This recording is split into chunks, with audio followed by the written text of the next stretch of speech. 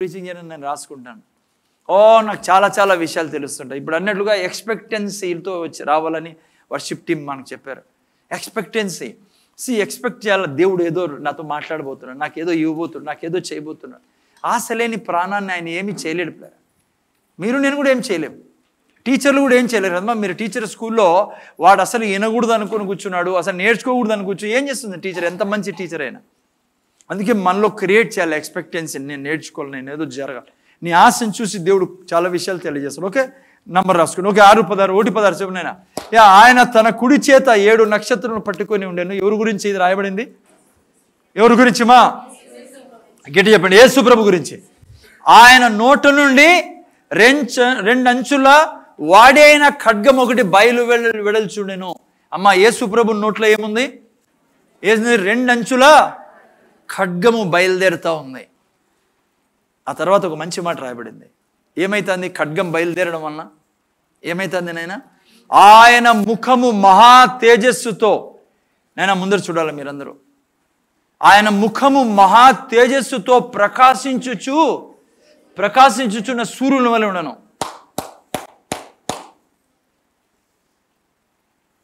నీ నోట్లో 2 అంచుల ఖడ్గం ఉంటే నువ్వు కూడా, నీ జీవితంలో కూడా అదే జరుగుతుందో అక్కడ రాయబడి ఉండేది. ఆయన ముఖము ఎలా అయితే తేజస్సుతో నిండి ఉందో, ఏ తేజస్సుతో? మహా తేజస్సుతో ప్రకాశించుతున్నాడు ఆయన. ఆయన ముఖం ప్రకాశిస్తుంది, ఆయన శరీరం ప్రకాశిస్తుంది, ఆయన వస్త్రాలు ప్రకాశిస్తాడు, ఆయన కాళ్ళు చేతులు ప్రకాశిస్తాను. పిల్లరా, యోహాన్ చూడలేకపోయాడు. నేను నీకు ఈరోజు ఉదయకాలం శుభవార్త చెప్తాను. అనుక్షణం నీ నోట్లో వాక్యం ఉంటే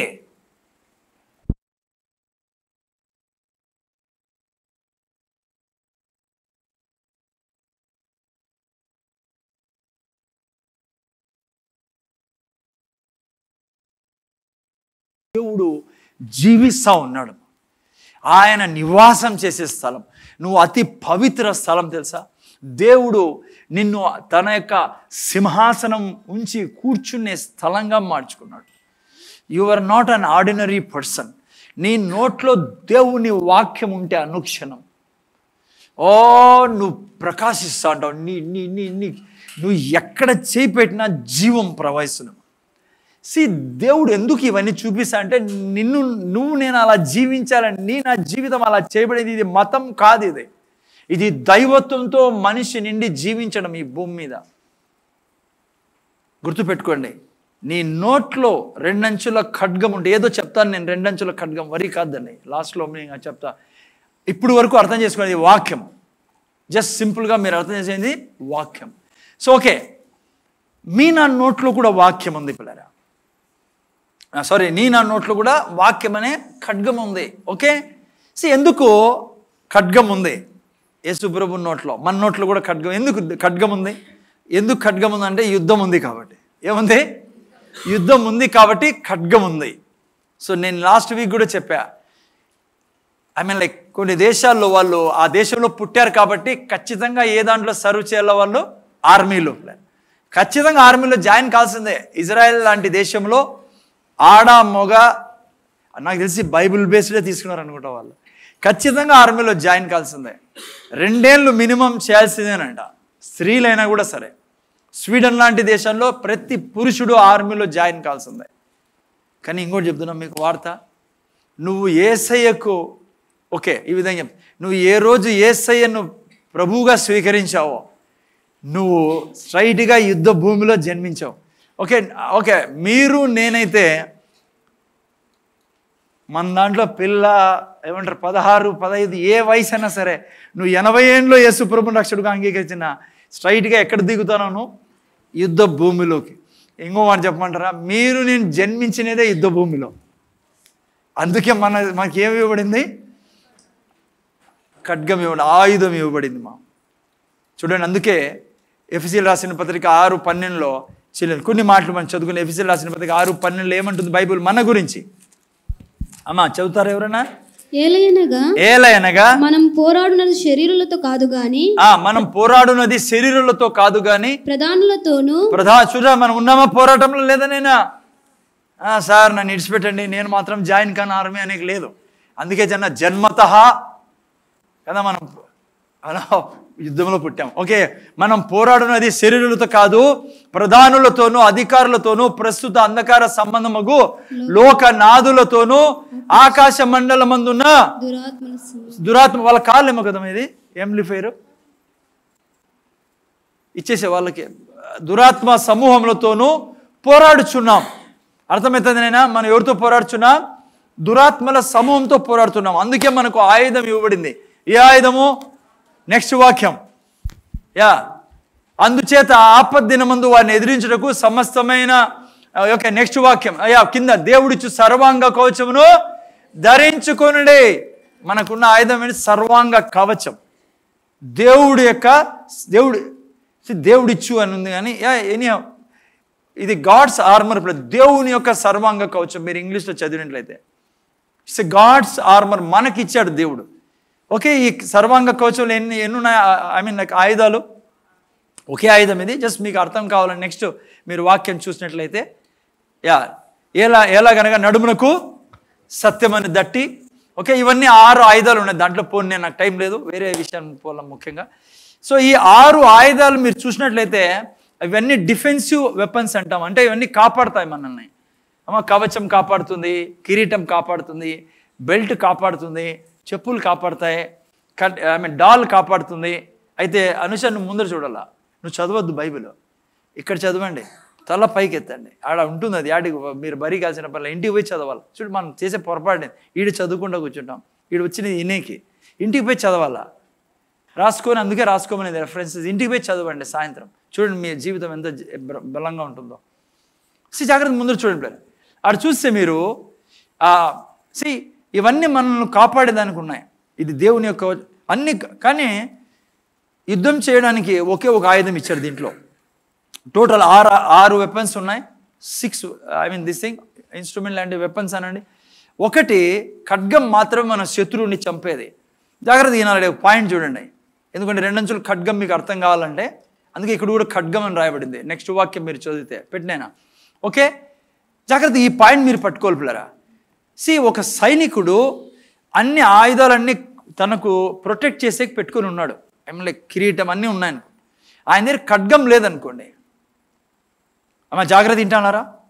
నేను చెప్తా, అయినా ఓడిపోతాడు ఈ సైనికుడు. ఎందుకు చెప్పండి? వాడు ఆయుధంతో నీ మీద వాడిని కొడతా అన్నాడు. లైక్ నీ కొట్టేకొస్తా, నువ్వు ఆయుధం వాడుకోకుంటే ఇవన్నీ ఉన్నాయే, ఇవన్నీ నువ్వు కోల్పోతావు. ఇప్పుడు నా దగ్గర, నేను ఆర్మీలో ఉండి వచ్చాను. మాకు కూడా ఇవన్నీ వెపన్స్, పోలీస్ డిపార్ట్మెంట్ వాళ్ళు కూడా తెలుసు. నా దగ్గర పిస్టల్ లేదనుకో, వాడు నన్ను కొట్టి కొంతసేపుకి ఆయుధాలన్నీ పీకేసుకుంటాను నా దగ్గర ఉండేటివి. అర్థమైందంటే సింపుల్. సో అన్నిటికంటే ముఖ్యమైనది ఏంది? అవన్నీ ముఖ్యమే కాదన్న నేను, కానీ నీ దగ్గర ఖడ్గం లేదనుకో, నేను దెబ్బలు తింటావు, వాడతావు.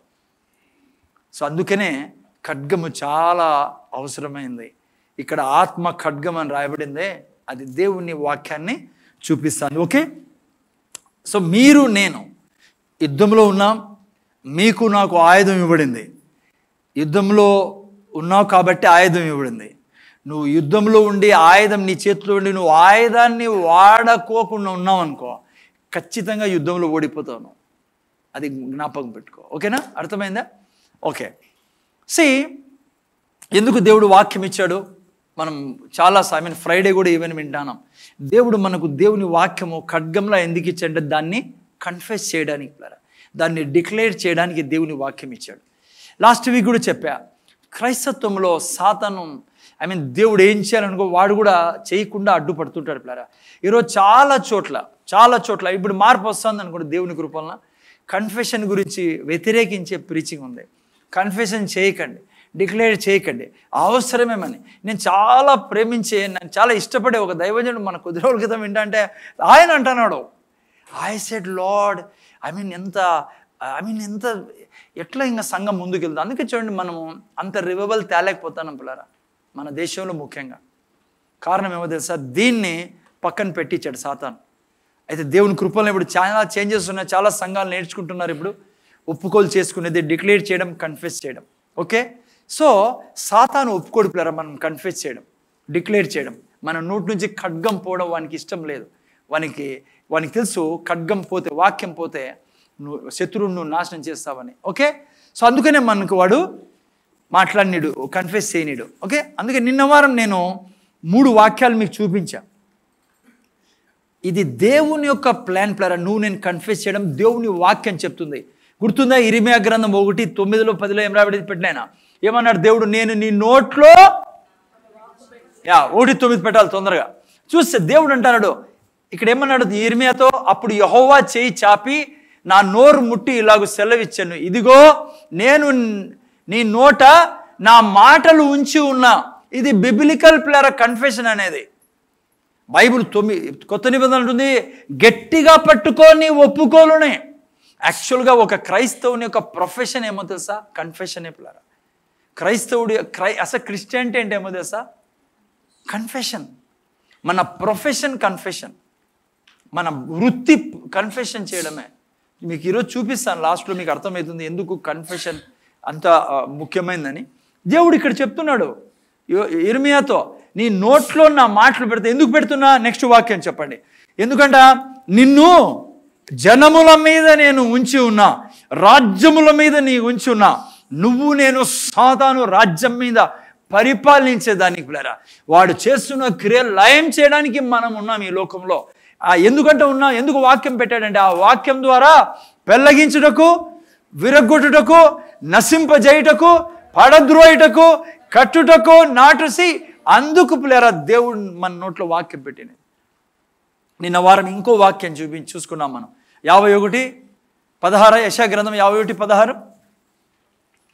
యెషయా గ్రంథం 51:16. చూడండి అక్కడ ఏం రాబడి, ఇంగ్లీష్లో పెట్టినాయన ఏం రాబడింది అక్కడ?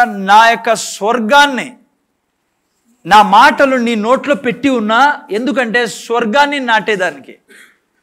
అమ్మా మీరు నేను, దేవుడు అక్కడ అంటాడు, I put my words in thy mouth and I have covered. Okay, కింద అంటాడు that I may plant the heavens. ఎందుకంటే వాక్యం పెట్టినది మన నోట్లో.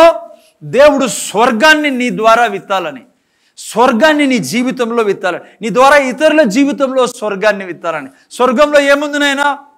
అమ్మ ఆరోగ్యం, సంతోషం, సమాధానం, ప్రేమ, ప్రతి మేలు ఉంది పిల్లరా. అది విత్తేదానికి నోట్లో వాక్యం పెట్టిండే దేవుడు. ఆ తర్వాత 3వది కూడా మనం చూసుకున్నాం లాస్ట్ వీక్. దేవుడు యెహోషువ మోషేతో మాట్లాడుతూ, మోషే చనిపోయి యెహోషువకి ఆ యొక్క బాధ్యత ఇచ్చింటాడు. ఏ బాధ్యత? వారిని పాలు తేనెలు ప్రవహించే దేశంలోకి తీసుకెళ్ళాలి. యెహోషువ చింతలో ఉన్నాడయా, నా చేత కాదు, వీళ్ళు చాలా భయంకరమైన మనుషులు కదా. అయితే దేవుడు ఏమన్నాడు యెహోషువతో అన్నాడు, యెహోషువ ఎందుకు, ఏం జరిగిందాడా అమ్మా? మీకు తెలుసు ఆ యొక్క 12 మందిని ఆ యొక్క వేగుల వారిని పంపిస్తే, మోషే పంపించినప్పుడు ఆ 12 మంది వాపసు వచ్చి 10 మంది ఏం చేశారు? చెడ్డ వార్త అంటే ఈ దాదాపు మా ముందర చూడండి, అక్కడిక్కడ చూడకండి, 40 లక్షల మందిని తప్పుదారి పట్టించారు వాళ్ళు. 40 లక్షల మందిని ఈ 10 మంది వారి నోట్లో సాతాను పెట్టిన మాటల ద్వారా తప్పుదారి పట్టించారు. ఆ లక్షల మంది ఏమంటున్నారు? వాళ్ళని ఏంగా చూసుకుంటున్నారు? మిడతలుగా. దేవుడు చెప్తానే కూడా no no no no no మేము మిడతలము, వారి దృష్టిలో మేము మిడతలము.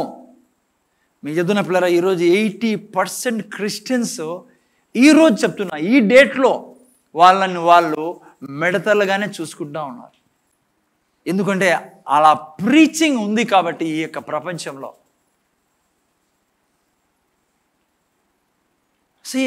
యేసు ప్రభు దగ్గరికి వచ్చిన తర్వాత నువ్వు ఎవరివో యేసు ప్రభులో ఆయన మరణ పునరుత్థానం ద్వారా నీకు ఏం జరిగిందో సరిగ్గా నువ్వు అర్థం చేసుకోకుంటే వాళ్ళలాగానే మనం పాలు తేనెలు లేకుండా, ఆశీర్వాదాలు లేకుండా, వాళ్ళలాగా తిరుగుతూ సనుగుతూ గొనుగుతూ చివరికి ఏ దీవెన లేకుండా చనిపోతాం. స్వర్గానికి అయితే వెళ్తాం వాళ్ళు వెళ్ళినట్లా, కానీ పాలు తేనెలు ఉండవు. ఏం చేయబడింది? వాళ్ళ మనస్సుని అలా మార్చేశారు పిల్లరా, వాళ్ళ ప్రీచింగ్. ఈరోజు కూడా మీకు తెలుసా, క్రైస్తవుల్లో ధైర్యమే లేకుండా చేశారు. బోల్డ్నెస్సే లేదు క్రైస్తవులకి. ఎందుకో తెలుసా? వారు నీతిమంతులని వారికి బోధించకపోవడమే. బైబిల్ చెప్తుంది నీతిమంతులే సింహంలా జీవిస్తారని. నీతిమంతులు ఎలా ఉంటారంట? సింహంలా ధైర్యంగా జీవిస్తారని. నిన్ను పాపం నుంచి విడిపించని నిన్ను ఈడ కూర్చోబెట్టి నువ్వు ఇంకా దేవుని ఉగ్రత కింద ఉన్నావు, నువ్వు ఇంకా పాపంలో ఉన్నావు, ఇంకా శాపంలో ఉన్నావు, దేవుడు నిన్ను చూసి కోపంతో ఉన్నాడు, దేవుని ఉగ్రత నీ మీద ఉంది, నువ్వు దేవునికి ఇష్టడవు కాదని నేను ప్రీచ్ చేసినప్పుడు మీ జీవితంలో ధైర్యం ఉండనే ఉండదు మీకు. చాలా ఇటువంటి ప్రీచింగ్ ద్వారా ఆ 40 లక్షల మంది దేవుణ్ణి అనుమానించేవాళ్ళు, దేవుడే మాకు విరోధి అనుకుని జీవించేవాళ్ళు. అందుకే వారు పాలు తినలు ప్రపంచ దేశంలో పోలా. ఈరోజు కూడా చాలా సంఘాల్లో ధైర్యమే లేదు క్రైస్తవులకి. అరే, వెలుగ్గా ఉన్న మనము చీకటి నుంచి జనుల్ని బయటికి తీయాల్సిన మనము, దేవుడే సాక్షాత్తు లోపల నివసిస్తూ మనల్ని మందిరంగా చేసుకొని యేసు ప్రభు చేయు కార్యములను చేయుటకై అభిషేకించాడు. యేసు ప్రభు చెప్పాడు, తండ్రి నన్ను పంపించిన రీతిగా మిమ్మల్ని నేను పంపిస్తానా, సర్వలోకానికి వెళ్ళి మీరు సువార్తని ప్రకటించడు. మనకే అనుమానం ఈరోజు నేను రక్షింపడ్డాను లేదని, ఇంకోటిని ఏం రక్షిస్తాం మనం? ఎందుకంటే అటువంటి ప్రీచింగ్. నాయన పడుకోకండి, కొద్దిగా ఇదిలిచ్చండి సాతాన్ని, నోరు తెరవండి, ఖడ్గాన్ని తీయండి. వారమంతా తీయాల, ఈడు తీసి చిలిమట్టి వెండున్నది. వారమంతా ఏం చేయాలి? సాన్ పెట్టాలి దానికి. ఈడ నేను ఎంత అరిసినా వాడు పడుకోరా, మన ఇద్దరు చక్కగా ఈయన 12 గంటలకు లేపుతాను నీకు, 12 వరకు నువ్వు వరి కాదు, పడవలే, మంచి చీరలు వేసినాడు నీకు, 2 చేతులు వేసుకో, ఇట్లా వేరే చేతులు లేదన్నా పడేవాడు. వినవా, వాడు మాట్లాడుతుంటాడు నీతో. జాగ్రత్తగా మెలుగుగా అయినండి. ముందు చూడండి ఆయన. సో జాషువాతో దేవుడు అన్నాడు, జాషువా, నీ యొక్క జీవితాన్ని నువ్వు వర్ధిల్ల చేయాలని కోరుకుంటున్నావా? నిన్ను చూసి, నీ మీద ఉన్న వెలుగును చూసి రాబోయే తరాలన్నీ నిన్ను వెంబడించి పాలు తినలు దేశంలో పోవాలని కోరుకుంటున్నావా? అవును ప్రభువా, నేను కోరుకుంటున్నా. ఏం చేయమన్నాడు దేవుడు? దివారాత్రులు దేవుని వాక్యాన్ని నేను చెప్తాను. లాస్ట్లో మీకు 2 అంచులు ఖడ్గం ఏంటో నువ్వు ధ్యానించు, నువ్వు చెప్పు, నోరు తెరిచి వాక్యం చెప్పు. నీ మనస్సు మారాలి. అక్కడ ఏం మారాలని రాశాడు? మెడిటేట్ చేసినప్పుడు ఆత్మ కాదు మారేదే, మనస్సు క్రొత్తగా అవుతుంది అన్నాడు దేవుడు. క్రొత్తగా అవుతుంది. దేవుని వాక్యానికి ఎంత శక్తి ఉందంటే పిల్లరా, మీరు నేను దేవుని వాక్యాన్ని పలికినప్పుడు, దేవుడు పలికిన వాక్యాలు అవి ఎంత సామర్థ్యం కలిగి ఉంటాయంటే, హలో, ఏ యొక్క సమస్యనైనా నాశనం చేస్తా. అందుకే చూడండి, ఒక మాట చెప్పి ఇంకో మాట చెప్పి 2 కొరింథీ 10లో ఏమంటాడు చూడండి. 2 కొరింథీ 10వ అధ్యాయం 3వ వాక్యంలో. చదవండి ఎవరైనా, ఏం రాయబడింది? మనము ఇక్కడ కూడా మళ్ళీ అదే మాటే, మనం పోరాటంలో ఉన్నామన్నమాట. మేము శరీరధారమై నడుచుకొనుచున్నను, శరీర ప్రకారం యుద్ధం చేయం కదమ్మా. ఏంటి దానికి అర్థం? మీరు నేను శరీరం కలిగి ఉన్నాం, కానీ మన యొక్క యుద్ధము ఎనికిరా నేను అదేనా. మనం శరీరధారం నడుచుకొనుచున్నాను, శరీర ప్రకారం యుద్ధం చేసి, శరీర ప్రకారం యుద్ధం చేయి. ఏంటి దానికి అర్థం? అందరిలాగా తిట్టుకుంటా, వెనకల చెడ్డ మాట చెప్పుకుంటా, మోసం చేసుకుంటా గెలవాలని అది ఎప్పటికీ సాధించను. నేను ఎప్పటికీ ఈ వ్యక్తి మీద పైకి రాలేను, జయించలేని ఈ వ్యక్తి చెడు చేస్తూ ఉంటాయి. అది చాలా సేటనిక్, అది మూర్ఖత్వం, జస్ట్ ఈడియట్నెస్. అది ఏ మనిషి మనకు చెడు చేస్తానా, ఎంత చెడ్డగా ప్రవర్తిస్తానా, ఎంత మోసం చేస్తానా, దాని వెనకాల శత్రువు ఉన్నాడు. ఈ వ్యక్తితో కాదు నేను యుద్ధం చేసేది, ఆ వెనకలుండే వాని మీద నా అటాక్ ఉండాలా. అందుకే మనం శరీరధారులమైన శరీర ప్రకారం యుద్ధం చేయము. ఎట్లా చేస్తామంట? నెక్స్ట్ వాక్యం, మా యుద్ధోపకరణములు శరీర సంబంధమైన కావు కానీ దేవుని ఎదుట దుర్గములను పడదొడే జాలంత బలము కలవి. నా దగ్గర ఉన్న ఆయుధాలు ఎటువంటివంట? దుర్గాలు పరద్రోడి. నా గురించి చాలా చెడు చేస్తున్నాడు ఈ వ్యక్తి. నేను తెలుసా ఏం చేయగలను? ఆ వ్యక్తి జీవితంలో ప్రవేశించగలను నేను, భౌతికంగా కాదు, వెనకలున్న ఆత్మల మీదకి నేను యుద్ధం చేయగలను. నా దగ్గర ఉన్న యుద్ధోపకరణాలు బలమైనవి. వాక్యం, దేవుడు ఏం చెప్పాడో నాకు అది జరిగే తీరాల. ఈ వ్యక్తి జరిగించకుండా అడ్డుపడుతున్నాడు, ఈ వ్యక్తి కాదు నా శత్రువు, వెనకలుండే వ్యక్తి మీద నా అటాక్ ఉంటుంది. వాక్యం విడుదల చేస్తా. ఎంత పవర్ఫుల్ వెపన్ అంటే వాక్యము. మన ఇజ్రాయెల్ హిజ్బుల్లా మధ్యలో యుద్ధం జరిగినప్పుడు ఒక బాంబు గురించి విన్నారా మీరు? బంకర్ బస్టర్ కదా, లైక్ ఆమ్యునేషన్, బంకర్ బస్టర్ మిజైల్. మీ ఎవరు విన్నారు కదా? మీరు భయంతోనే చెప్తారు, విన్నాంలే సార్. చెప్పు కొంతమంది భయపడతారు. హలో, భయపడకండి. అది ఎన్నో కిలోమీటర్ల వరకు కిందికి వెళ్ళి బంకర్ని కొడుతుంది. మీకు బంకర్ అని తెలియదు కదా పాపం. బంకర్ అంటే పిల్లరా చాలా స్ట్రాంగ్గా కడతాం. నేను ఉన్నాను కాబట్టి ఆర్మీలో. లైక్ కొత్తలో నాకు మంచి ట్రైనింగ్ ఇదే. నేను జాయిన్ అయిపోయినప్పుడు బంకర్లే కట్టేవాడిని. నేను రిక్రూట్లకు అందరూ బంకర్ కట్టి పని ఇస్తారు ఆడ. నాకు తవ్వి కింద లోతులు తవ్వి చాలా సిమెంటెడ్ కాంక్రీటెడ్ దాంతో వేస్తారండి బంకర్. ఓకేనా? దాన్ని ఇది ఈ హిజ్బుల్లా వాళ్ళు కట్టిన బంకర్ తెలుసా, ఎన్నో కిలోమీటర్స్ కింద బంకర్స్ కట్టిండ్రి. దాన్ని పడగొట్టగలిగింది ఒకే ఒక ఆయుధం, దాన్ని బంకర్ బస్టర్ మిజైల్స్ అంటారు, లేకపోతే బంకర్ బస్టర్ ఆమ్యునేషన్ లాంటి వెపన్ అనండి. అమెరికా వాళ్ళ దగ్గర ఉండింది. అది వీళ్ళు తీసుకొచ్చి వేయడం వల్ల హిజ్బుల్లా లీడర్ చనిపోవడం జరిగింది. ఎందుకు ఈ ఎగ్జాంపుల్ ఇస్తానంటే దీనికంటే బలమైంది ఏంది, మన దగ్గర బంకర్ బస్టర్ బాంబ్స్ ఉన్నాయి. ఏం తెలుసు, అది దేవుని వాక్యం. సో విషయం ఏమంటే, మీరు నేను దేవుని వాక్యం అంత శక్తి కలిపారా. కానీ క్రైస్తవుల్లో ఉండే పెద్ద అజ్ఞానం ఏమంటే సైతాను చాలా బలవంతుడు అనుకుంటారు వాక్యం కంటే. అందుకే వాక్యం చెప్పరు. That's the reason. సాతాను బలమైనోడు, సాతాను బలమైన ప్రీచింగ్ జరిగింది అది. కానీ నువ్వు బలమైనోడివి, ఎందుకంటే దేవుడితో కలిసి భూమి మీద జీవిస్తాను. నీ దగ్గర ఉండే వాక్యం ఉందే, అది చాలా శక్తిమంది. అదే కదా మనం చూసుకున్నాం. ఇర్మియాతో ఏమన్నాడు దేవుడు? ఇర్మియా, నీ నోట్లో నేను మాటలు ఎందుకు పెడతానో తెలుసా? ఎందుకు పెడతానా? ప్రపంచ రాజ్యాల మీద నువ్వు ఏలుబడి చేయాల. ఆ శత్రువు మీద, ఆ సాతాను శక్తుల మీద, ఆ రోగపు ఆత్మల మీద, కుటుంబాన్ని చెదరగొడుతున్న ఆ చీకటి శక్తుల మీద నీకు నేను నా వాక్యాన్ని నీలో పెట్టినది, వాటి మీద పరిపాలన చేయడానికి. అందుకనే ప్లేరా మన నుంచి చుట్టుపక్కల చూడండి మనుషులు ఎట్లున్నారు పాపం, బంధించబడి ఉన్నారు ప్లేరా. నా ప్రార్థన జీవితం అందుకే అవసరం. ఇవన్నీ ఎప్పుడు చేస్తాం మనం? ప్రార్థన ద్వారా. నువ్వు వాక్యం చెప్పడం ద్వారా ఈ గొప్ప గొప్ప కార్యాలు నీ ద్వారా జరుగుతాయి. ఓకే, సో ఇది ఒక విషయం. నిన్న వారం జస్ట్ మీకు రెండవ విషయంలోకి వెళ్ళాను. ఏంటది? సాతాను నీతో కన్ఫెస్ చేయనీడు. నీ నోట్లో ఏముంది? 2 అంచుల ఖడ్గం ఉంది. ఓకే, వాక్యమే అది. నేను లాస్ట్లో మనకి క్లియర్ చేస్తాను ఏందో ఇది. వాడు కన్ఫెస్ చేయనీడు నీకు. అది కొన్ని సంఘాల్లో దాన్ని అపోజ్ చేయడం అట్లా కూడా చేస్తున్నారు. కానీ అది తప్పు డాక్టరీన్. అది నువ్వు కన్ఫెస్ చేయాలి. బైబిల్లో నుంచి చూపించాను మీకు దండిగా ఉన్న వాక్యాలు బైబిల్లో నుంచి. ఈవెన్ యేసు ప్రభు హెబ్రీయులకు రాసిన పత్రికలు అంటాడు, నువ్వు విశ్వాసానికి నీ వాక్యము నీ ఒప్పుకోల్ని విడిచిపెట్టదు, గట్టిగా పెట్టుకో అన్నాడు.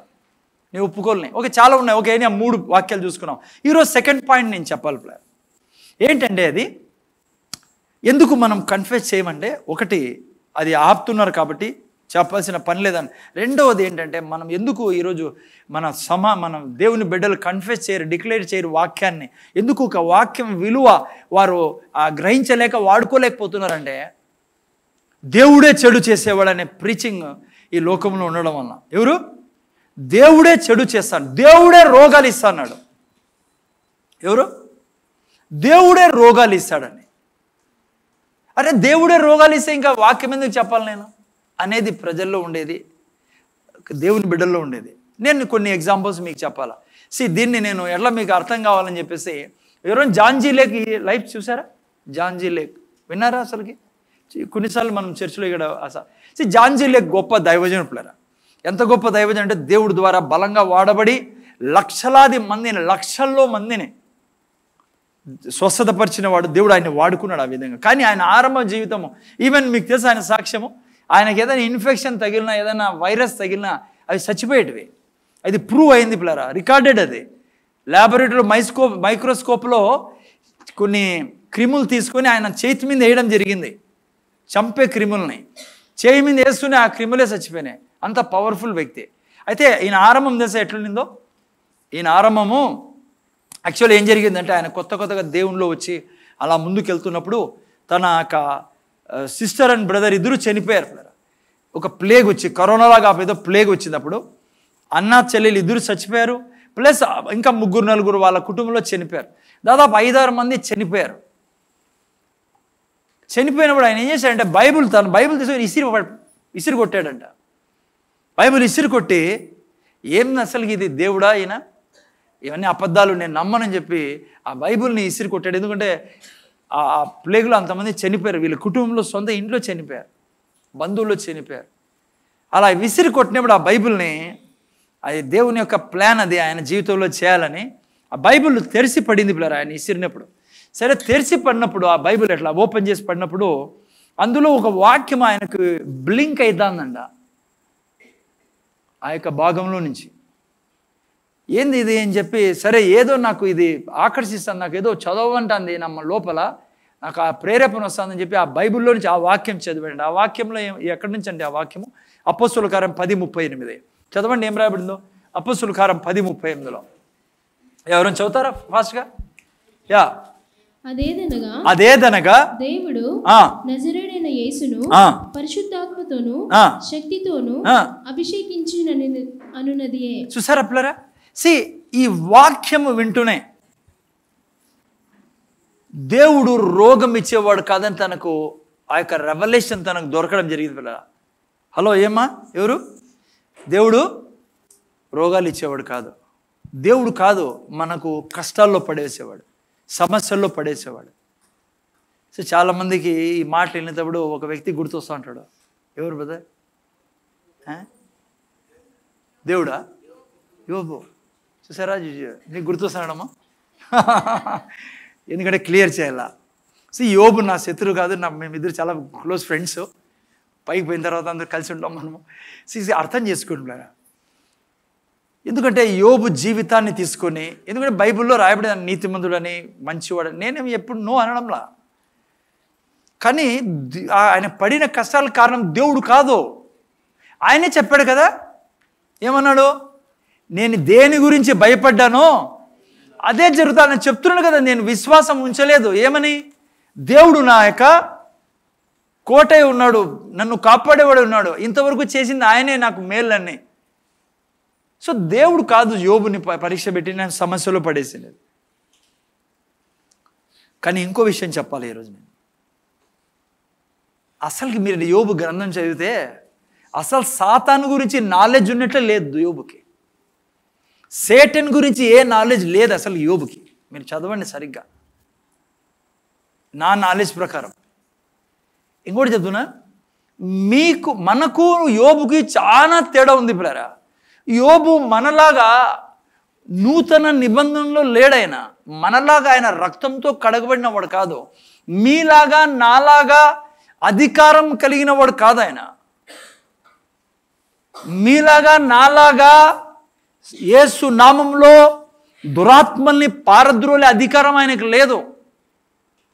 మీకు నాకు ఈరోజు ప్రతి సాతాను ఆత్మ మీద అధికారం ఇవ్వడింది. లూకా 10:19 ప్రకారం సాతాను శక్తి అంతటి మీద మీకు నాకు అధికారం ఉంది. నేను చెప్తున్నా, ఈరోజు యోబు కనపడితే ఏం చెప్తాడో? మిస్టర్ యోబు ఏమంటాడో? మన బ్రదర్ యోబు మంచోడు, చాలా మంచోడు ఆయన. అందుకే డబల్ పొందుకున్నాడు. ఎందుకంటే పశ్చాత్తాపడ్డా లాస్ట్లో, అయ్యా ఇష్టానుసారం మాట్లాడాను నేను, నన్ను క్షమించమన్నప్పుడు దేవుడు డబల్ ఇచ్చాడు. ప్రాబ్లం ఆయనది కాదు. ఈరోజు యోబు ఏమంటాడు తెలుసా? కాదయ్యా, నాదే అంటే అధికారం లేకపోయా, నాకు తెలియదు కూడా ఇది. మీలాగా యేసు ప్రభు నామం మాకు ఈలే, మీరు ఇంత అధికారం కలిగి ఎందుకయ్యా కష్టాల్లో సమస్యల్లో పడుతున్నారు? మాటకి నా పేరు తీసుకొని నన్ను ఎందుకు గబ్బులు చెప్తున్నారా మీరు? ఇదే చెప్పేది ఆయన. ఉందా అధికారం ఆయన దగ్గర? లేదు పిల్లరా. ఈరోజు మీరు నేను అధికారం కలిగి ఉన్నాం. సాతాను శక్తుల్ని బంధించి పరిపాలించి రాజ్యం చేసే అధికారము మీరు నేను కలిగి ఉన్నాం పిల్లరా. అందుకనే మీరు నేను చాలా జాగ్రత్తగా ఉండాల్సింది ఏంటంటే పిల్లరా, దేవుడు కాదు రోగం ఇచ్చేది. జాంజీలేకి ఏం చేశారు ఆ తర్వాత తెలుసా మీకు పిల్లరా? ఎంత పవర్ఫుల్ వ్యక్తిగా తయారు. ఆ వాక్యం చదివాడు. ఏ వాక్యం? 10:35. 10:35 మీరు చూస్తే ఆయనకు అర్థమైంది రోగాలు పెడతానేది దేవుడు కాదు, సాతానని కదా. అక్కడ ఏం రాబడి? అదేమనగా దేవుడు నజరైన యేసును పరిశుద్ధాత్మతోనూ శక్తితోనూ అభిషేకించినను ఉన్నది. దేవుడు ఆయనకు తోడే ఉన్నాను కనుక ఆయన మేలు చేయొచ్చు, అపవాది చేత పీడించబడిన వారిని విడిపిస్తూ తిరిగాడు. అది అర్థమవుతూనే జాంజీలేకి పశ్చాత్తాపడ్డాడంట. నేను వింటానవా ప్రభువా నన్ను క్షమించు అని, తండ్రి నాకు ఒక పని చేయను, నేను ఈ మరణాలన్నీ చూస్తానా, నేను ఇంకా మరణం చూడకూడదు తండ్రి ఈ పట్టణంలో. చూడండి ఏం ఛాలెంజ్ అయింది. నాకు నువ్వు నీ సేవ కొరకు వాడుకో, స్వస్థతల కొరకు వాడుకోమన్నప్పుడు ఆ తర్వాత ఆయన జీవితం మీరు చదివితే గొప్ప దైవజనుడుగా వాడబడ్డాడు. ముఖ్యంగా స్వస్థత వరము కలిగిన వ్యక్తి. రికార్డెడ్ 5 లక్షల కేసులు రికార్డెడ్ ఉన్నాయి ఆయన స్వస్థపరిచినవి. మీకు తెలుసా విచిత్రం, మీకు నెట్లో చదవండి. స్పోకెన్ సిటీలో హాస్పిటల్సే బంద్ అయిపోయినాయి. ఆయన సమయంలో హాస్పిటల్స్ బంద్ చేయడం జరిగింది. అందరూ ఆయన దగ్గరికి వెళ్ళేవాళ్ళు. అంటే ఆయన ఒక పెద్ద హాస్పిటల్, ఒక లైక్ బైబుల్ కాలేజ్ ఓపెన్ చేసి అక్కడికి వచ్చే వాళ్ళకి వాక్యం చెప్పి వాళ్ళ ద్వారా వాక్యం చెప్పించి స్వస్థతలు పొందుకునేటట్లు చేశాడు. లక్షల మంది ఆయన ద్వారా దేవుడు స్వస్థపరిచాడు. ఎందుకంటే అంతవరకు ఆయనేమనుకున్నాడు, యేసు ప్రభువే దీనికి కారణం, దేవుడే కారణం రోగాలకని. అందుకే ఈ టీచింగ్ నీకు నాకు అవసరమ్మా. యేసు ప్రభు కాదు రోగాలకు కారణం, దేవుడు కాదు రోగాలకు కారణం. అందుకే చాలామంది దేవుని వాక్యం చెప్పేగా ఒప్పుకోరు. ఎందుకంటే ఆయనే పెడతాడు కదా. ఆయన హలో ఆలోచించండి, ఏం చెప్పాడు యేసు ప్రభు చనిపోయి తిరిగి లేచిన తర్వాత? సర్వలోకానికి వెళ్ళి సువార్త ప్రకటించాడు. ఆ తర్వాత రోగుల్ని స్వస్థపరిచాడు. అంటే జోక్ చేస్తాడా యేసు ప్రభు? ఆయన మనల్ని స్వస్థపరచమని ఆయన రోగం ఇస్తాడా? ఆయన ఏమన్నాడు చెప్పండి? ఆయన నోటితో ఏమన్నాడు తెలుసా? దొంగతనమును హత్యను నాశనం చేసేకి వచ్చాడు, నేను వచ్చాను ఎందుకు? జీవమిచ్చుటకు. యేసుప్రభు ఎప్పుడు చెప్పలే దొంగతనమును హత్యను నాశనం చేసేకి వచ్చాడు. అప్పుడప్పుడు నేను కూడా వాళ్ళతో కలిసి మేమిద్దరూ సేమ్ బిజినెస్లో ఉంటామని అన్నాడా యేసుప్రభు? అప్పుడప్పుడు నేను కూడా చేస్తా అంటాను, ఏమనుకోద్దానని. నో. ఓకే, బైబిల్లో నుంచి ఒక అద్భుతమైన వాక్యం మీకు చూపిస్తాను ఈరోజు. అందుకే దేవుడు అంటాడు మోసపోవద్దండి అని. యాకోబు గ్రంథం 1:16 పెట్టిన ఆయన. ఇంగ్లీష్ తెలుగు 2 పెట్టు, చాలా బాగుంటుంది ఇది. ఎన్కేజేవి వర్షన్ ఇంగ్లీష్లో, తెలుగులో పెట్టి 2 పెట్టు. చూడండి ఎంత మంచి మాట. మొదటి యాకోబు గ్రంథం 1:16. ముందర చూడండి ఆయన, ముందర చూడండి. చూడండి ఇక్కడ ఏం రాబడి, మోసపోకుడి అంటాడు. నా ప్రియ సహోదరులారా మోసపోకుడి. ఏ విషయంలో సార్? నెక్స్ట్ వాక్యం పెట్టినాయన. ఏ విషయంలో అంటే దేవుడు ఏం చేసే దేవుడు అంట? శ్రేష్టమైన ప్రతి ఈవియు సంపూర్ణమైన ప్రతి వరమును పరసంబంధమైనదై జ్యోతిర్మయుడకు తండ్రి యొద్ద నుండి వచ్చును. ఆయన యందు ఏ చంచలత్వమును గమనాగమనములు కలుగును. ఓకే, ఇంగ్లీష్ నేను చెప్తాను. Every good gift, God gives only good gift. మోసపోకుడి. వెనకలు ఏమన్నాడు? మోసపోకుడి అని. Do not be deceived.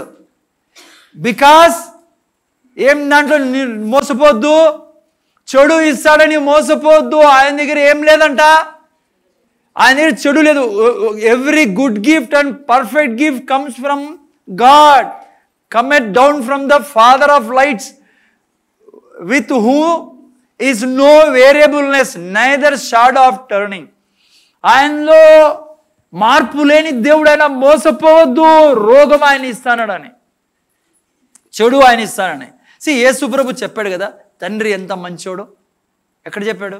తప్పిపోయిన కుమారుని విషయంలో. తప్పిపోయిన కుమారుని ఇంటికి వచ్చినప్పుడు ఏం చేశాడు తండ్రి? అమ్మా తెలుగులో చాలా బాగా రాయబడింది. ప్రశస్తమైన వస్త్రం తీసుకురమ్మన్నాడు. పనులతో అనలే, చినిపోయిన ప్యాంట్ ఏదైనా ఉంటే తీసుకురానరా. వీడికి ఉంది చూడు, వీనికి తగ్గలరా కొవ్వు, నేను నన్ను కాదని పోయినాడు, ఇప్పుడు చూడు అడక్క తినుకొచ్చా. అట్లా అనలేదు పిల్లరా. ప్రశస్తమైన వస్త్రములో. మీరు నేను ఎట్లా మన పిల్లల్ని ట్రీట్ చేస్తాం? పిల్లలు ఎవరు ఉన్నారు ఇడా? ఇంటికి డాక్టర్ దగ్గర తీసుకుని పోయి, అమ్మ డాక్టర్ భారతి ఎవరైనా వచ్చారా పిల్లలు ఎత్తుకొని? సార్ వీడు చదువుకోడు, వీనికి టైఫాయిడ్ ఎక్కి.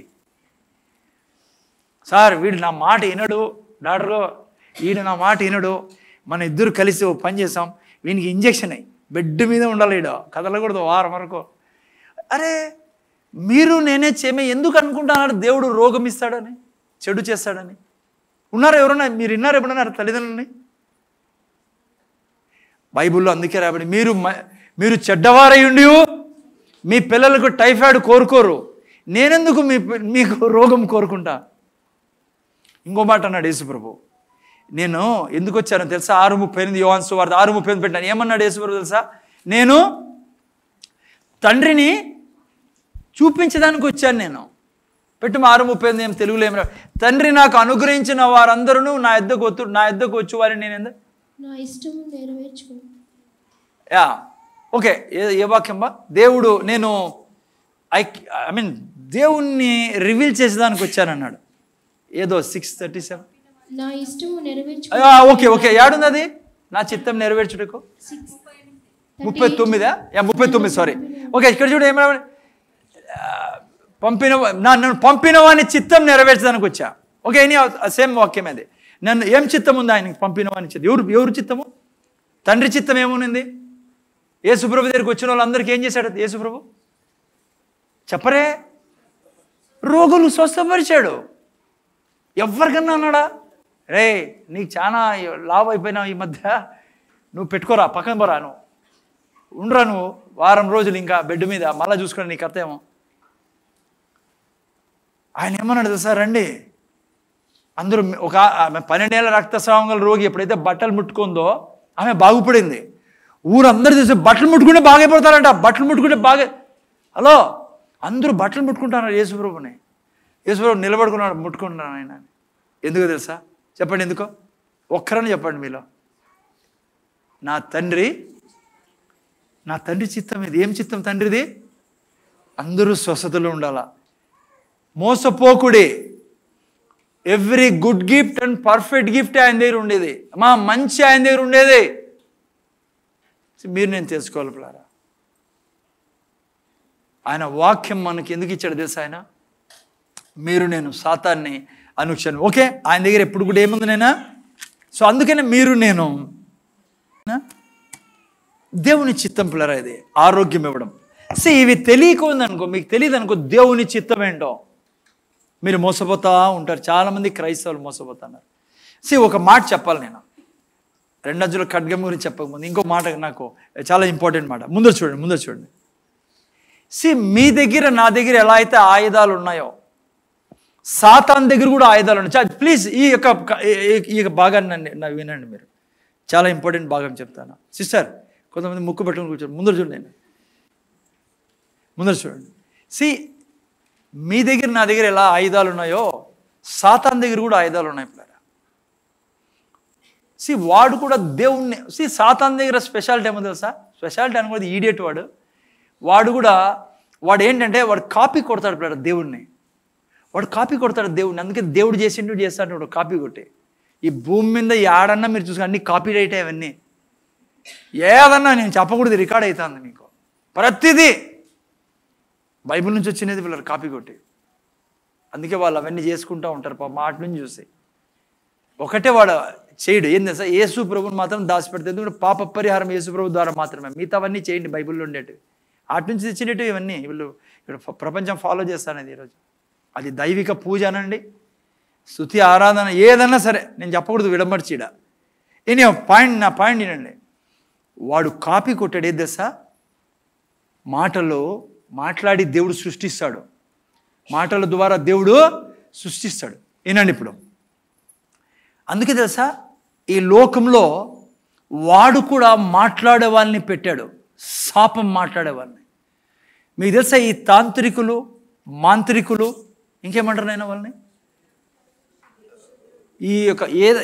ఈ యొక్క కబ్రస్థాన్లోకి వెళ్ళి, శ్మశాన వాటికలోకి వెళ్ళి ఏం చేస్తారు తెలుసా? వాళ్ళు చెప్పాలా? ఎవరన్నా ముందు ఎవరున్నా ఆ టైప్లో లేరు కదా అట్లా వాళ్ళు ఎవరు?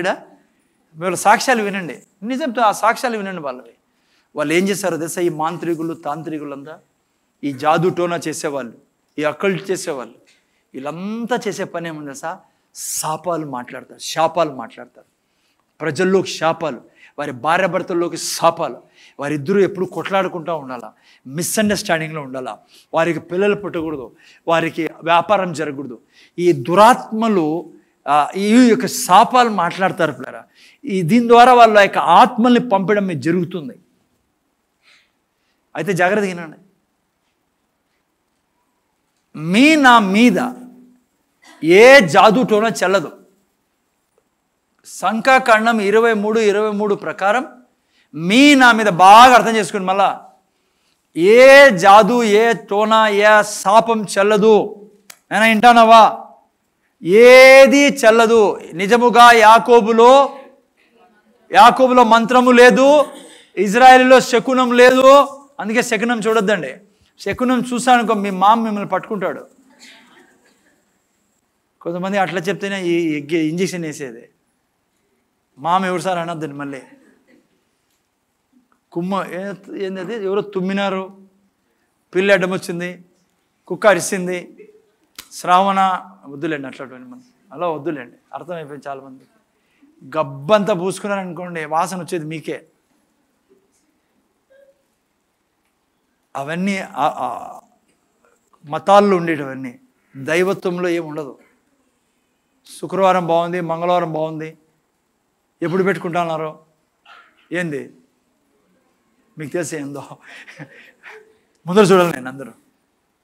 ఓకే, ఈయన సార్ కానీ ఇంపార్టెంట్ పాయింట్ చెప్తాను నేనండి. శిక్షావళి కూడా ఈయనకి రెడీగా ఉన్నాడు ఇది చెప్పని, అందుకే చెప్పాలి ఇప్పుడు. ముందర చూడండి, క్లియర్ ఇంపార్టెంట్ పాయింట్ చెప్తాను. మీ జీవితం మీద శాపాలు వదులుతారు కానీ మీ తగదు మీకు. కానీ నువ్వు శాపాలు మాట్లాడేవాడు అయితే, నువ్వు శపించే వ్యక్తివైతే, నువ్వు నెగిటివ్ కన్ఫెస్ చేసే వ్యక్తివైతే నువ్వు వాడితో ఏకీభవిస్తాను. నీ జీవితంలో ప్రభావం చూపుతావే. నేను బిడ్డ వింటానవా? వానికి అధికారం లేదు కానీ నువ్వు అధికారం ఇస్తున్నావు. అసలు నీ నోట్లో ఎవరికి అధికారం ఇవ్వాలా చెప్పాలా? ఎవరికి? దేవునికి. వాడికి తెలుసు దేవుడు ఎలా పనిచేస్తాడో. వాడు శాపాలు ఇడిచిపెడతాడు మంత్రులు తంత్రికల ద్వారా. ఎందుకు కొన్ని కుటుంబాల్లో కష్టాల్లో పడతా అంటారు తెలుసా? కొన్ని కుటుంబాల్లో దేవుని బిడ్డలు ఎందుకు చెడు జరుగుతాను బిడ్డ వింటానవా? ఎందుకంటే ఈ శాపాలని వీళ్ళు అంగీకరించడం వల్ల, యాక్సెప్ట్ చేయడం వల్ల, వారితో ఏకీభవించి మాట్లాడడం వల్ల. అర్థమవుతుంది పిల్లరా? అందుకే ఎప్పుడు కూడా మన నోట్లో నెగిటివ్ కన్ఫెషన్ ఉండకూడదు, వాక్యాన్ని విరోధంగా మాట్లాడదు. ఓకే, అందుకే బైబిల్లో ఒక మాట రాయబడింది 54:17, యెషయా గ్రంథం 54:17. నేను ఇంగ్లీష్ తెలుగు రెండిట్లో పెట్టున్నా. ఇంగ్లీష్లో ఎన్కేజీవి వర్షన్ ఎప్పుడు ఫాలో చేయాలి మీరు. ఓకే చూడండి, ఇంగ్లీష్లో మీకు విరోధముగా రూపింపబడిన ఏ ఆయుధమును వర్ధిల్లదు. ఏ ఆయుధం వర్ధిల్ల? మీకు విరోధముగా రూపించబడిన ఏ ఆయుధం వర్ధిల్లదు. చెప్పు నేను. న్యాయ విమర్శలో నీకు దోషారోపణ చేయు ప్రతి వానికి నీవు నేరస్థాపన చేసేదవు. నువ్వు నేరస్థాపన చేసేదవు. ఓకే, నేరస్థాపన చేయాలి. నువ్వు తెలుగులో కూడా రాబడింది, నేరస్థాపన చేయాలా. ఓకే, నేను ఎక్స్ప్లెయిన్ చేస్తాను. ముందు చూడండి, ఇంగ్లీష్లో పెట్టినా హైలైట్ చేద్దాన్ని కింద. No weapon that is formed against thee shall prosper, and every tongue that shall rise against thee in judgment thou shalt condemn. This is the heritage of the saints of the Lord. జాగ్రత్త వినండి. మీరు నేను ఆశీర్వాదాలు కూడా మీ మీద నా మీద ఆశీర్వాదాలు దేవుడు కుమ్మరించాడు. ఈ లోకంలో సాతాను కూడా శాపాలు విడుదల చేస్తూ ఉన్నాడు. కానీ మీకు నాకు తగులుకోకుండా ఉండాలి అవి. అందుకే మీరు నేను వాటిని కండెమ్ చేయాలని చెప్పి బైబిల్ సెలవిస్తుంది.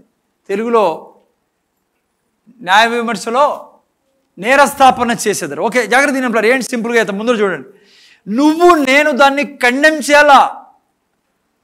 వాడి లోకంలో రోగాలు విడుస్తాను, ఎందుకంటే వానికి అందరూ యాక్సెప్ట్ చేస్తాను. కానీ నువ్వు నేనేం చేయాలా? కండెమ్ చేయాలా దాన్ని. ఉదాహరణకి నువ్వు నేను చెప్పాలా, నేను చావను, నేను బ్రతికుండి దేవుణ్ణి మహిమపరుస్తాను. ఎందుకో నేను మళ్ళీ చెప్తాను, రెండంచులు కట్టుకుని మీకు అర్థమైంది. ముందు వినండి. నువ్వు చెప్పాలా, నా కుటుంబం నేను వర్ధిల్లుతాం, నేను నా పిల్లలు ఈ భూమి మీద అద్భుతాలుగా సూచక్రియలుగా జీవిస్తాం, నేను నా కుటుంబము యేసయ్య బీదోడై మా కొరకు శాపగ్రస్తుడై దారిద్రుడైన కాబట్టి నేను నా పిల్లలు వర్ధిల్లుతాం. ఎందుకు అలా చెప్పాలో చెప్తారు, 2 నిమిషాలు ఉండండి. నువ్వు నేను దాన్ని కండెమ్ చేయాలా. అందరిలాగా ఒప్పుకునే దానికి వీలు లేదు. మీరు నేను ఎప్పుడైనా ఎవరైనా అన్నారనుకో, కలరా వస్తుందంట. ఎందుకు కలరా రాదనుకో, ఈ మధ్య ఏమవుతుంది అందరికీ వైరల్ వస్తుందంట. అందరి మీదకి వైరల్, ఇంట్లో అందరికీ వైరల్. నువ్వు ఆడ నోరు తెరిచి వస్తుందంట. మా ఇంట్లో కూడా వస్తుంది.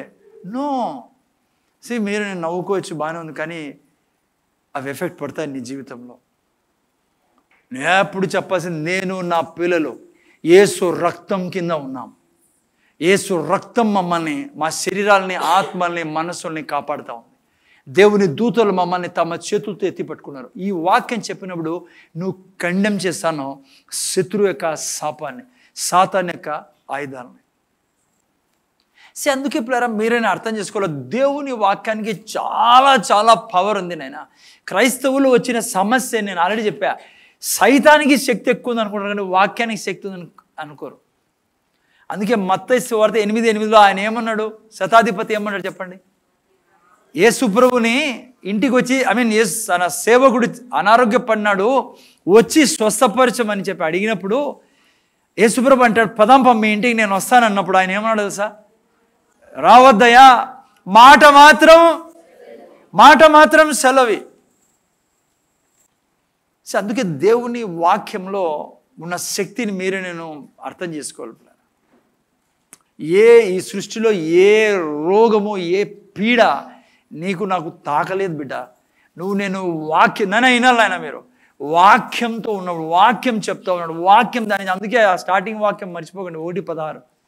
యేసుప్రభు నోట్లో నుంచి ఖడ్గం వస్తుంది కాబట్టి ఆయన ముఖం ఎట్లుందంట?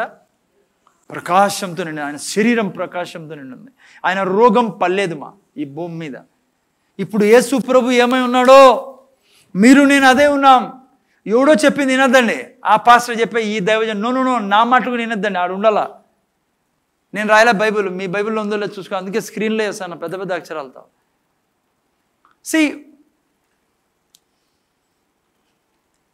ఒక చోట అంటాడు, అందుకే నేను నీ నోట్లో, నీ పిల్లల నోట్లో, నీ పిల్లల నోట్లో నేను నా వాక్యం పెట్టినాను అంటాడు దేవుడు. ఎందుకయ్యా ఇదంతా? 59:21 పెట్టినానా యెషయా గ్రంథము? 59:21 యెషయా గ్రంథం 59 చూడండి ఏం రాయబడి. నేను వారితో చేయి నిబంధన ఇది, నీ మీదనున్న నా ఆత్మయు, నేను నీ నోట నుంచిన మాటలను నీ నోట నుండి, నీ పిల్లల నోట నుండి, నీ పిల్లల నోట నుండి ఈ కాలం మొదలుకొని ఎప్పుడును తొలగిపోవు అని యెహోవా సెలవిచ్చును. ఏం వాక్యం, ఏం చెప్తుంది బైబిల్? ఎట్లంట మనం విజయ జీవితం జీవించేది? మీరు కానీ, మీ పిల్లలు కానీ, మీ పిల్లలు కానీ. అందుకే మీ బాధ్యత ఇది. ముందర చూడండి, అయిపోయిందమ్మా.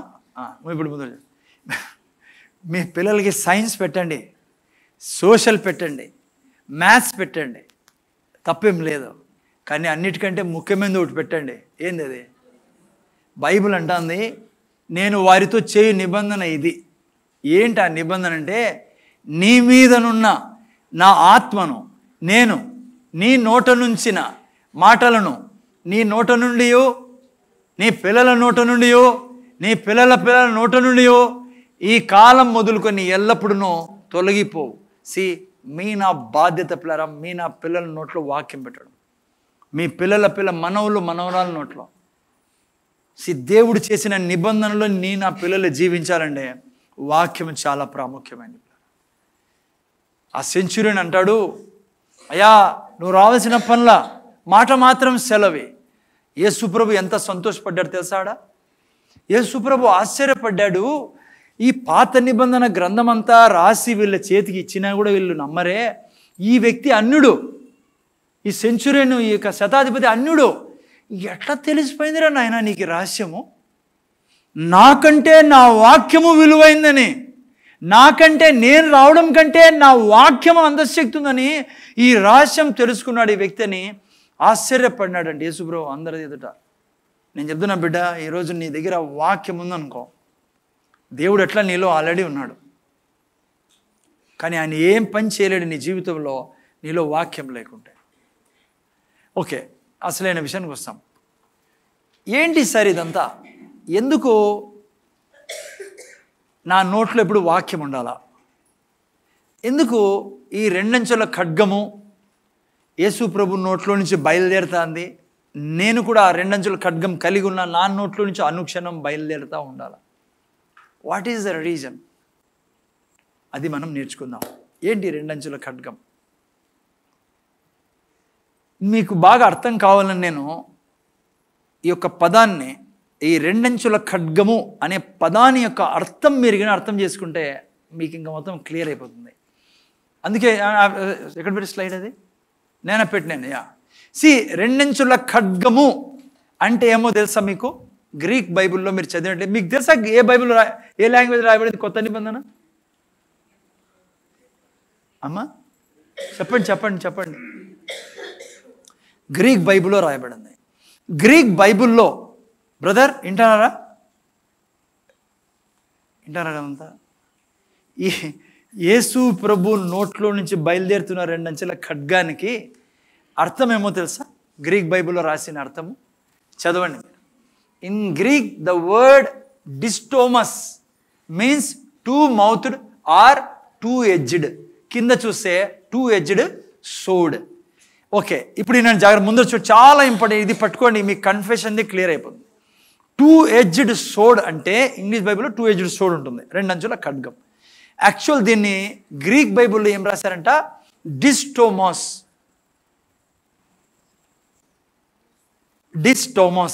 అంటే ఏమో తెలుసా? డిస్ అంటే 2, అర్థమైందా? స్టోమస్ అంటే నోరు, 2 నోరులు. చెప్పాలా అందరూ? 2 పండుకున్న వాళ్ళంతా లేనినైనా 2 నోరులు, 2 నోరులు. అంత మెల్లి చెప్తారేంటి మా? కొద్దిగా గట్టి చెప్పారు. 2 నోరులు. ఇది అర్థమైందనుకో, నువ్వు అంటావు ఇంకా సార్లేను సార్ నేను వెళ్ళిపోతానా, ఇంకా మొత్తం నాదే రాజ్యము, ఇరిమియా లాగా యెహోషువ లాగా. నాకు అర్థమైంది మొత్తం సీక్రెట్ అంతా. 2 నోర్లు, 2 edged sword అంటే రెండంచుల ఖడ్గం అంటే 2 నోర్లు. ముందర చూడండి. దేవుడు ముందర చూడాలి. ఇప్పుడు అప్పుడు కింద తల ఒత్తుతారు చూడండి. నేను ముందు చూడమన్నప్పుడు అదే పని తల ఒత్తారు కొంతమంది. ఏనండి నాయన, దేవుడు ఈ సర్వ సృష్టిని ఎలా సృష్టించాడు? దేవుని వాక్యం ద్వారా, నోటి ద్వారా, మాట ద్వారా. మా అర్థమవుతుందా? ముందర చూడాలి. ఇప్పుడు ప్రతిదీ దేవుడు పలికేశాడు ఈ సృష్టిలో. అందుకే బైబిల్ అంటుంది భక్తికి జీవం కావాల్సిన అన్నీ ఇచ్చేశాడు. ఇంకేది సృష్టించలేదు ఈ సృష్టిలో దేవుడు. అన్ని దేవుని మాటలన్నీ ఏమైతానా ఈ సృష్టిలో, ఈ కాస్మాస్లో రివోబరేట్ అవుతాయి పిల్లరా. అర్థమవుతుందా?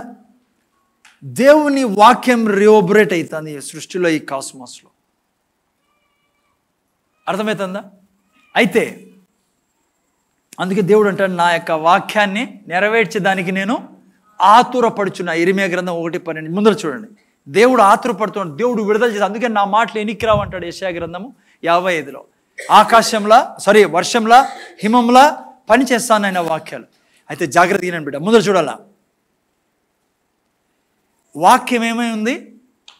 2 నోర్లు పలికితేనే పని చేసేది. అందుకే దేవుడు నా స్వరూపంలో పోలికలో సృష్టించాను మనిషిని. బాగా అర్థం చేసుకోండి. దేవుడు పలికేశాడు, అంత మాత్రాన్ని నీ జీవితంలో నెరవేర్చబడదు. అర్థం చేసుకోండి. నువ్వు అంగీకరించావు కాబట్టి యేసుక్రీస్తు ప్రభు అని ఈరోజు నువ్వు నీతిమంతుడుగా చేయబడి ఉన్నావు. దేవుడు మాట్లాడితే సరిపోదు ఈ సృష్టిలో, నువ్వు మాట్లాడితేనే ఆయన వాక్యం నీ జీవితంలో నెరవేర్చబడేది. అందుకే వర్డ్ ఈజ్ 2 edged sword. ఒక నోటితో పని జరగదు. దేవుడు చెప్పాడు, యేసయ్య తిన్న దెబ్బల చేత మీకు స్వస్థత లభించను. బట్ నువ్వు చెప్పకోకుంటే ఆ యొక్క వాక్యము నీ జీవితంలో నెరవేర్చబడదు. అందుకే సాతాను కన్ఫెషన్ ఒప్పుకోడు పిల్లలు, డిక్లరేషన్ ఒప్పుకోడు వాడు. ప్రూఫ్ ఏంటి సార్? మళ్ళా చెప్తున్నా, దేవుడు ఏమన్నా మాట్లాడి నీ గురించి నువ్వు మాట్లాడుకోకుంటే, నేను చెప్తున్నా, నువ్వు పాతాళం నుంచి తప్పించుకోవడానికి కారణం ఏంటో సార్? ఆయన మాట్లాడాడు, నువ్వు మాట్లాడావు ఆయనతో పాటే. ఆయన అన్నాడు నీ ప్రభు ఈయననే, నువ్వు అన్నావు ఈయన నా ప్రభు అని. ఆ తర్వాత నీ జీవితపు ప్రతి క్షణము దేవుడు ఏం మాట్లాడాడో నువ్వు అది మాట్లాడితేనే నీ జీవితంలో నెరవేర్చబడేది. అందుకే హెచ్కేల్ గ్రంథంలో దేవుడు అద్భుతమైన దీన్ని తీసుకొచ్చి పెట్టాడు కదా. అందుకే చాలామందికి అప్పుడే అర్థమైపోతుంది. చదవండి కొంతమంది కోసం. 37వ అధ్యాయం 3వ వాక్యం, హెజ్కేల్ గ్రంథం 37. నేను ప్రూఫ్ చూపిస్తాను మీకు. ప్రూఫ్ ఏంటి? 2 అంచుల నోరు అంటే ఇద్దరు మాట్లాడాల. ఇక్కడ ఏమేమి చూడండి, 3వ వాక్యంలో ఆయన ఏమన్నాడంట, నరపుత్రుడైనా జాగ్రత్త వినండి, మీరు వచ్చి వెళ్ళిపోకండి, మతం కాదు ఇది, నువ్వు ఆడే ఉండిపోతావు సరిగా ఈయన అర్థం చేసుకోకుంటే. నరపుత్రుడా, ఎండిపోయిన ఈ ఎముకలు బ్రతకగలవా? అమ్మా ఏమడిగాడు దేవుడు? మా ముందు చూడాల, మీతో నాతో ప్రతి క్షణము ఈ యొక్క వాక్యము రెవోబరేట్ అవుతుంది. ఈ యొక్క బీపీ పర్మనెంట్గా పోగలదా? ఈ షుగరు వేర్లతో సహా నీ శరీరంలో తీసివేయగలదా? నీకు నువ్వు సమస్తము సాధించగలని నమ్ముచున్నావా? ఏదైతే నీ జీవితంలో ఈరోజు ఉందో నీకు అది రివోబరేట్ అవుతావు. నీ దగ్గర ఆ మాట వస్తుంది మాటి మాటికి. మంచి జవాబు ఇచ్చాడు ఎవరు? హెజ్కేల్. ఏమన్నాడు అని నన్ను అడుగగా, ప్రభువా యెహోవా అది నీకే తెలియనని నేను అంటిని. ఎప్పుడైతే బాగా జాగ్రత్త వినాలైనా, చాలా ఇంపార్టెంట్ పాయింట్ ఇది. ఎప్పుడైతే హెజ్కేల్ అన్నాడో నీకే తెలియనని చెప్పినాడో, దేవుడు అన్నాడు నాకు తెలుసు కాబట్టే రా నీకు చూపిస్తాను నేను ఎలా ఈ సృష్టిలో చచ్చిపోయిన దాన్ని ప్రతి దాన్ని నేను బ్రతికించగలము. నాకు తెలుసు అన్నావు కదా, రా నేను చూపిస్తా నాకేం తెలుసు అని. ఆ తర్వాత ఆ వాక్యాలు చదివినప్పుడు మీకు అర్థమవుతుంది ఎలా ఈ సృష్టిలో దేవుని స్వరూపంలో పోలికలో ఉన్న మీరు నేను ఎలా సమస్తాన్ని బ్రతికించగలము. బాగా గుర్తుపెట్టుకుంటారా, ఇది మతం కాదు. దేవుడు మనిషిని తన స్వరూపంలో పోలికలో సృష్టించి ఈ భూమిని నరులకిచ్చి దీని మీద పరిపాలించమన్నాడు. మీరు నేను ఇక్కడ ఉండేది పరిపాలించదానికి పిల్లలు. జాగ్రత్త వినాలైనా.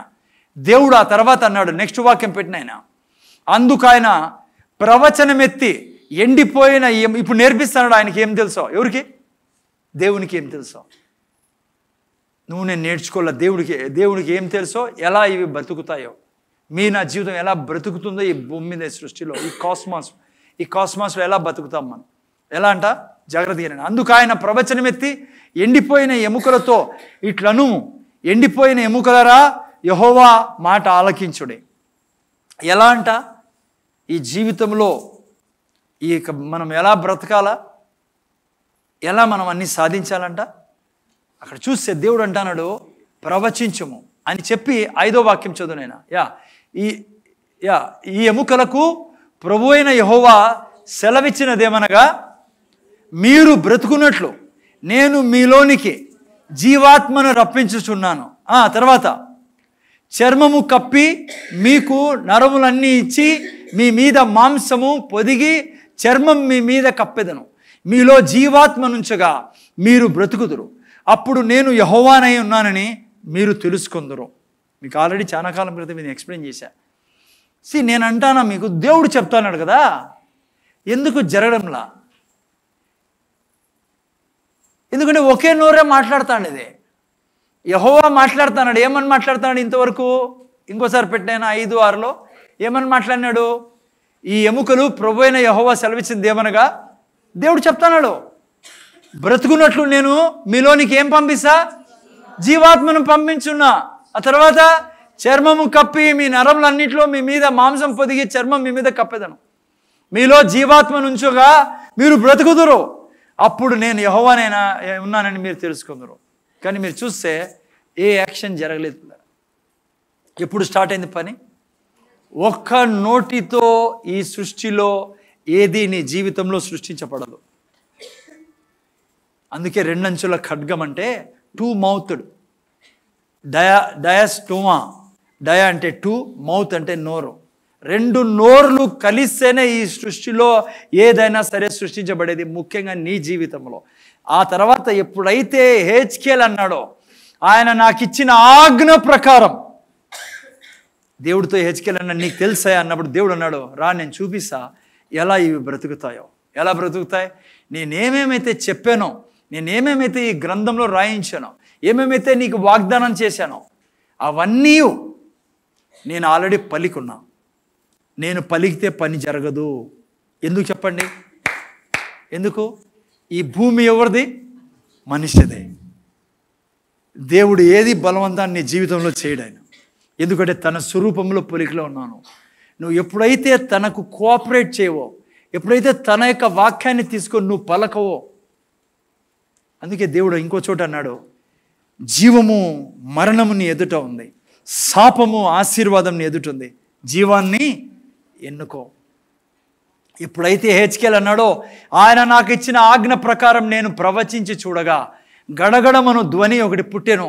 అప్పుడు ఎముకలను దానితో ఒకదానితో ఒకటి కలుసుకొనేను. ఆ తర్వాత నేను చూచుచుండగా నరములు మాంసం వాటి మీదకి వచ్చాను, వాటిపైన చర్మం కప్పాను, అయితే వాటిలో జీవాత్మ ఎంత మాత్రం లేకపోయినా. ఆ తర్వాత మీరు చదివినట్లయితే అప్పుడు ఆ నరపుత్ర what I want to say is, Yesayya నోట్లో ఏం బయలుదేరుతుంది? 2 అంచుల ఖడ్గం. ఏంటి దానికి అర్థం? దేవుడు చెప్పిన వాక్యాన్నే యేసుప్రభు చెప్పేవాడు. అందుకే యేసుప్రభు ఏమన్నాడు? ఈ భూమి మీద ఆయన ఏం చెప్తాడో అదే నేను చెప్తా, ఆయన ఏం చేస్తాడో అదే నేను చేస్తా. బిడ్డ జాగ్రత్తగా ఉండవు. నేను ముగిస్తాను.